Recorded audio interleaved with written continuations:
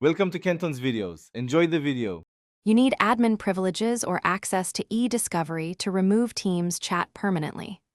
First, pick the scope: one chat, a channel conversation, or tenant-wide removal, because the method changes. Once decided, back up any messages you might need by exporting via e-discovery or saving screenshots. Deletion is irreversible under retention policies. Now open the Teams Admin Center or Microsoft Purview Compliance Portal and sign in with your admin account so you can begin the removal process immediately. Start a Purview e-discovery case. Create the case, add custodians, then run a content search scope to Teams chat messages. Once search results match the scope, remove any holds only if retention policy allows.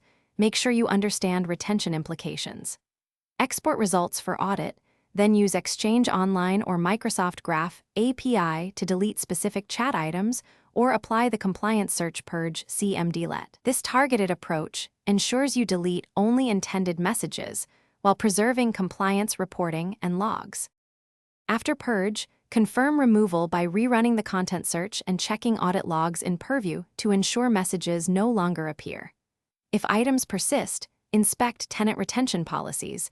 You may need to modify or lift policies blocking deletion, then wait for policy replication.